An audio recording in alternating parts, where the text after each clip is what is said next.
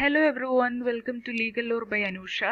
ഇന്നത്തെ ഒരു ചെറിയ വീഡിയോയാണ്. ഈ വീഡിയോയിൽ നമ്മൾ ഡിസ്കസ് ചെയ്യാൻ പോകുന്ന topic types of trade marks.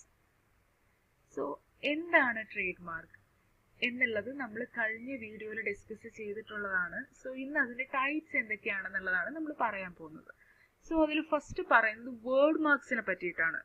Word mark എന്ന് പറയുവാണെങ്കിൽ ആ ഒരു പെർട്ടിക്കുലർ ട്രേഡ് മാർക്കിൽ വേർഡ്സ് അല്ലെങ്കിൽ ലെറ്റേഴ്സ് ആയിരിക്കും അടങ്ങിയിട്ടുള്ളത്. അതുകൊണ്ടാണ് അതിന് വേർഡ് മാർക്ക് എന്ന് പറയുന്നത്.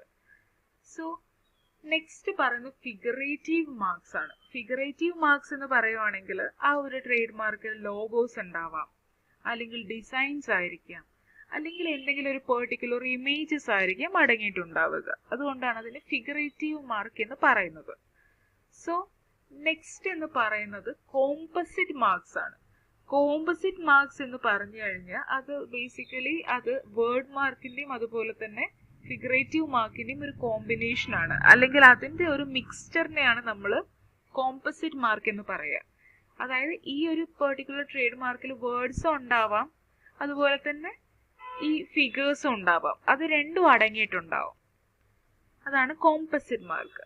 നെക്സ്റ്റ് നമ്മൾ പറയുന്നത് സർവീസ് മാർക്സ് ആണ്. സർവീസ് മാർക്സ് എന്ന് പറയുവാണെങ്കിൽ അത് ട്രേഡ് മാർക്കിന്റെ ഒരു ടൈപ്പാണ്.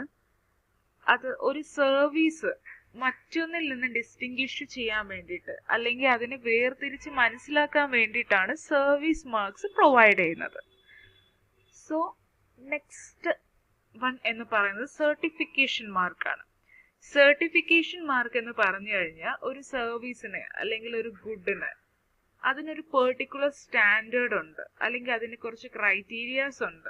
അത് ഇൻഡിക്കേറ്റ് ചെയ്യാൻ വേണ്ടിയിട്ടാണ് സർട്ടിഫിക്കേഷൻ മാർക്സ് പ്രൊവൈഡ് ചെയ്യുന്നത്.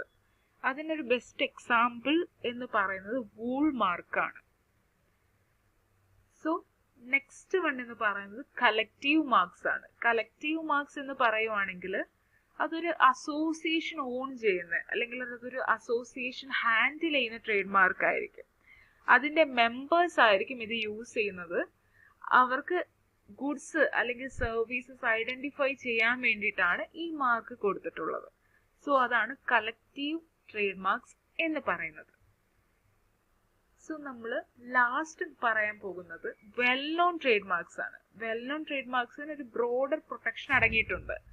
അതായത് ഈ ഒരു പെർട്ടിക്കുലർ ട്രേഡ് മാർക്കിന് ഒരു ഫെയിം ഉണ്ട്, അതുപോലെ ആൾക്കാർക്കിടയിൽ അതിനൊരു റെക്കഗ്നീഷൻ ഉണ്ട്. ഈ ഒരു ട്രേഡ് മാർക്ക് എല്ലാവർക്കും അറിയുന്ന, എല്ലാവർക്കും അതിനെപ്പറ്റി നല്ല ഇൻഫോർമേഷൻസ് ലഭിച്ചിട്ടുള്ള ഒരു ട്രേഡ് മാർക്ക് ആയിരിക്കും. അതായത് ഇതിന് റെക്കഗ്നീഷൻ ഉണ്ട് ആൾക്കാർക്കിടയിൽ. ഈ വെൽ നോൺ ട്രേഡ് മാർക്കിന് ഒരു ലീഗൽ പ്രൊട്ടക്ഷൻ ഉള്ളത് എന്താന്ന് പറഞ്ഞു കഴിഞ്ഞാൽ, സിമിലർ ട്രേഡ് മാർക്സ് യൂസ് ചെയ്യുന്നതിൽ നിന്നോ അല്ലെങ്കിൽ ഈ ഒരു well known trade mark reputation തകർക്കുന്നതുമായിട്ടുള്ള എന്തെങ്കിലും ഒരു കാര്യം നടക്കുവാണെങ്കിൽ അതിനെ പ്രിവെന്റ് ചെയ്യാനുള്ള ഒരു റൈറ്റ് ഇവർക്ക് കൊടുത്തിട്ടുണ്ട്. സോ ഇത്രയാണ് നമ്മൾ ഇന്നത്തെ വീഡിയോയിൽ ഡിസ്കസ് ചെയ്യുന്നത്. സോ ഈ വീഡിയോ ഇഷ്ടപ്പെട്ടാൽ ലൈക്ക് ചെയ്യുക, ഷെയർ ചെയ്യുക, സബ്സ്ക്രൈബ് ചെയ്യുക ചാനൽ. Thank you.